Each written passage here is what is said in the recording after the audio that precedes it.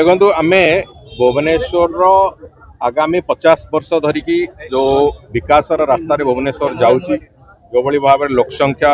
भुवनेश्वर बढ़ी चली भुवनेश्वर को आगामी दिन में भुवनेश्वर जो भाई भाव में एक कमर्शियल कैपिटल हिसाब से निजर स्थिति को उपस्थापित करने को जाऊँगी आखि आगे रखिकी आम भुवनेश्वर रे 37 रास्ता ताकू प्रशस्तीकरण करवा जहाँ फल कि सहर को संपूर्ण भीड़ मुक्त करवा से योजना को लेकिन चलवा आरंभ कर पाखापाखि 7,800 कोटी टंकार व्यय बराद पैसा अर्थर विनियोग होगी ये संपूर्ण कार्य हम जो सबुठ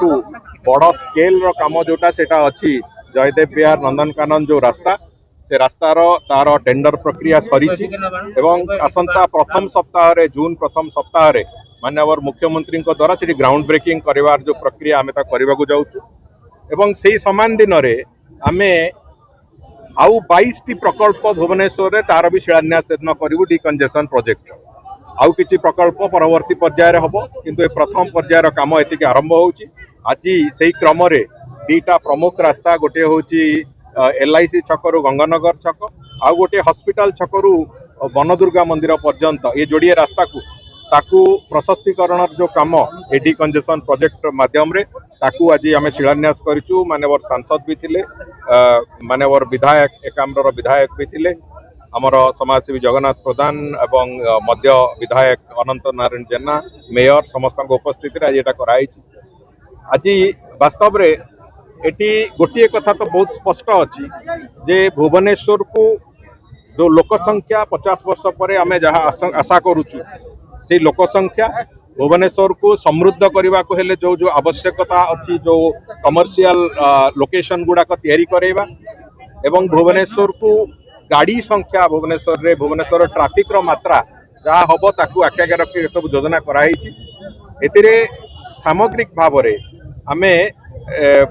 भुवनेश्वर शहर को भारत वर्षर एक अन्यतम सुंदर शहर भाव में तैयारी करने हाई टेक्नोलोजी रोड इंफ्रास्ट्रक्चर तैयारी कर एक शहर हिसाब से तैयारी करने जहाँ जहाँ आवश्यकता ताकू नहीं निर्माण विभाग काम आरंभ कर आम भुवनेश्वर समस्त जनसाधारण सहयोग भी कामना करुचु जनप्रतिनिधि समस्त कॉर्पोरेटर को आरंभ करी मेयर समस्त विधायक बंधु माने समस्त आम सहयोग ए कामना करुचु जे आम जदि समस्त सहयोग पाइबू भुवनेश्वर आसंता 3 वर्ष भितर भुवनेश्वर सहर एक कायाकल्प परिवर्तन जो अच्छी कथा से कथा को आम सफलतार सहित डिजाइन केमती हम जहाँ एलिवेटेड कहूँ को जगह एलिवेटेड हम जो होईची सेतिरे 8 लेन विथ सर्विस रोड करा होची 8 लेन विशिष्ट रास्ता तैयारी होबो एवं सेतिरे सर्विस रोड उभय पक्षरे रहिबो सर्विस रोड रहिबार कारण होची जे विभिन्न साइड रे जो कॉलोनी रे जो लोक माने रहउचंती से माने प्रमुख भाव में सर्विस रोड को व्यवहार करले 8 लेन आगामी 40 वर्ष 50 वर्ष पर्यंत आउथरे कंजेशन हेनी आज जोटा देखा मिलूँ एवं से रास्ता को संपूर्ण भाव में आम रेड लाइट फ्री जो कहते ट्रैफिक लाइट फ्री करने को चेष्टा आरंभ करूँ जहाँ फल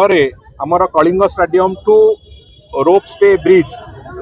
NH रो जो नेशनल हाईवे जो अच्छी फ्लाईओवर ता ऊपर देकी से पास करिवो एवं तापरे सेठी विभिन्न जगार कोटी रोटरी कोटी फ्लाईओवर एमती कि 3टी विभिन्न जगार फ्लाईओवर दिज्व तेणुक एवं जो प्रथम फेज रे आम रघुनाथपुर पर्यंत जो रास्ता को नौचु से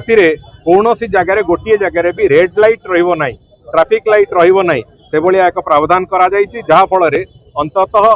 गाड़ी जाम हवा गाड़ी कोटी अटकी जावा एवं से रास्तार कौन जगह भिड़ हवा ये भाया कौन प्रक्रिया हम ना।